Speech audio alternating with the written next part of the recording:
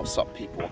Back to the old YouTube channel. So I am in a park in central London, just chilling. So welcome to today's video.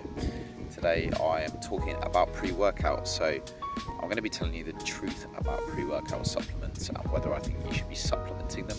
If you are new to the channel, then reminder to drop the video a like. Well, I'll do that anyway. I don't know why I always say this, but drop the video a like regardless of whether you subscribe or you're not subscribing. And if you are new to the channel, hit that subscribe button, because I know a lot of you aren't already subscribed to the channel, and any support would be much appreciated. So today I'm going to be talking about a study that I've looked into and a number of meta-analysis that I've looked at as well. So these are going to be covering supplements that are generally taken in the form of a pre-workout, which include multiple ingredients in. And the typical sort of ingredients that you get in a pre-workout include, the main benefit is caffeine, right? So all pre-workouts, unless they're a pump pre-workout, which is specifically non-caffeinated, will contain plenty of caffeine. Typical dose will be somewhere around the 200 milligrams mark, probably more like 250 per sort of serving. Now, is there a benefit to using pre-workout supplements versus just having a coffee and or an energy drink or something like that? That is what I'll be exploring in today's video, and I will be talking about. I'm just changing hands because my delts are aching. A bit of DOMs there. And yeah, in terms of today's video, I'll be talking a bit more about pre-workouts and whether I think you should be buying them. So essentially, there's a recent study in April 2022 which is really interesting, which compared bench press performance in resistance trained males, which is important because they've already got training experience, and if you read through the study, they've got a decent amount of training experience, and the settings that the study is performed in look really strong. So this study compared a multi-ingredient pre-workout, so containing things like beta-alanine, creatine, taurine, and citrulline, as well as caffeine, versus just taking caffeine pills or caffeine powder.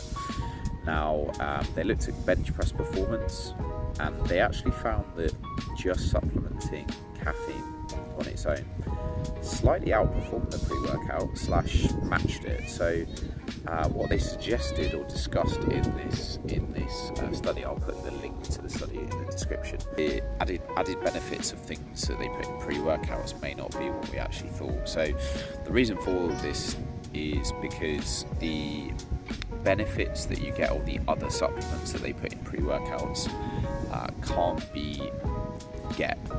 be achieved acutely. Meaning, if you take creatine pre-workout or beta-alanine pre-workout, it's not really going to have any effect, because it takes up to 28 days typically of regular supplementation daily in order for the effects of these supplements to be felt.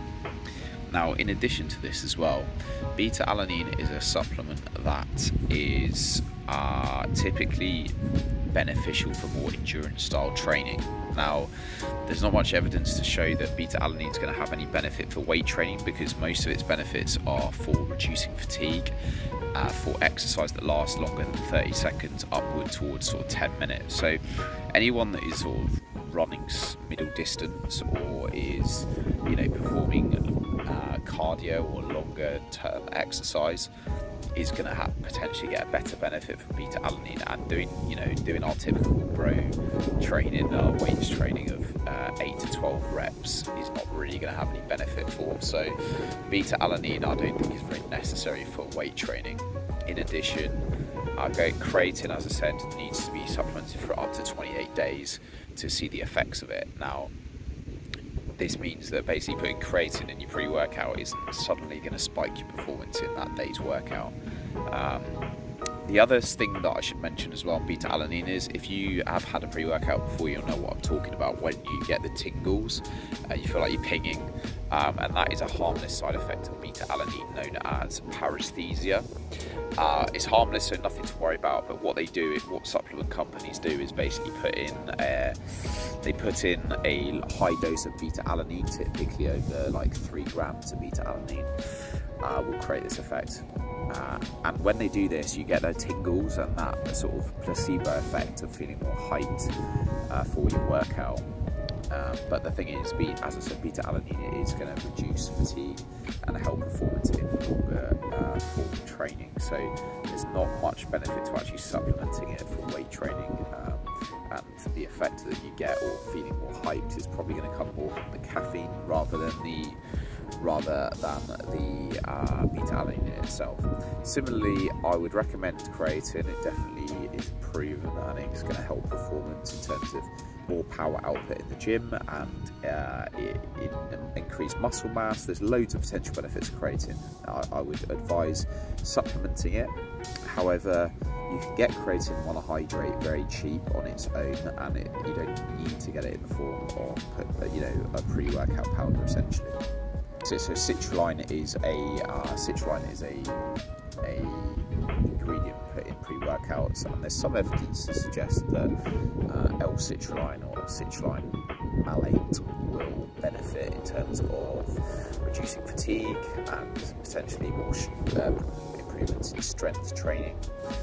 However, as I say, the citrulline dose that you need for this is typically over sort of 5 to 6 grams, I believe, and so the doses that you find in some pre-workouts won't be high enough to have an effect.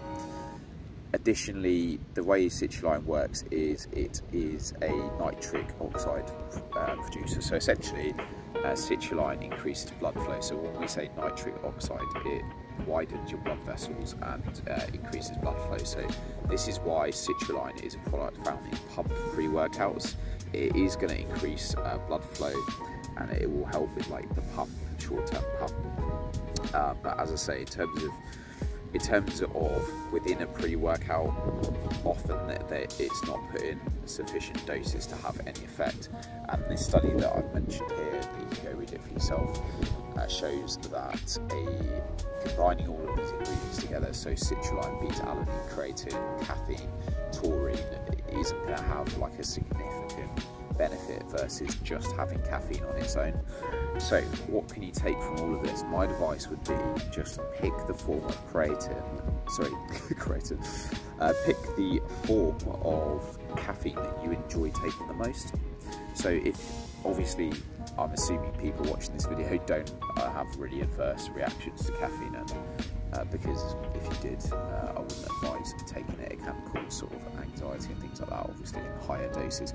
So use in moderation, but if you are using caffeine to improve performance, consume it 30 to 45 minutes before you work out. And obviously don't consume this at like 6 PM before an evening session, because it can be in your system hours and hours later, and the half-life of caffeine is up to 6 hours. So if you're going to use it, be sensible, use it in the morning or early afternoon, and have a cut-off time for caffeine. But my advice overall, to summarise, is basically use the form of caffeine that you enjoy taking the most and that you can afford, but don't place so much emphasis on having to have the latest pre-workouts, because the performance benefits that you'll get from a pre-workout will be very similar to just having a coffee or a Monster or just any sort of energy drink, really. Anything that contains caffeine. You could even look at like caffeine pills or powder, which would be the cheapest form. I much prefer a coffee or like a can of ice cold Monster. So that would be my preferred caffeine method of choice. So yeah, so if you are someone that is currently having coffee as a pre-workout to improve performance, that's absolutely fine. Likewise, any form of caffeine will do the job. And that's pretty much it. So there's no real issue with taking pre-workouts as long as you're using the recommended serving size and not being stupid with it. Now, just don't think it's magic. That is the main takeaway. The point is buying the latest pre-workout or the most expensive pre-workout supplement you can get on the market is not going to drastically outperform having just a coffee or a Monster or whatever form of caffeine that you prefer. So that is the truth about pre-workout supplements. You can go read the study for yourself and look into all the individual ingredients that you find in pre-workouts, but there it is for you summarised. I hope you found that interesting, as interesting as I did. How sad I am reading studies about supplements and pre-workouts on a Saturday morning in my own time. How sad I must be. But if you're watching this video and you made it this far, then you must be too. So I hope you enjoyed the video and took something from it. I can go into more detail on the individual supplements that I've mentioned here on other videos. But the key takeaway, as I said, is pre-workouts aren't magic. They work because they have caffeine in primarily, and you can take whatever form of caffeine you like to enhance performance, and you'll probably get the same benefits.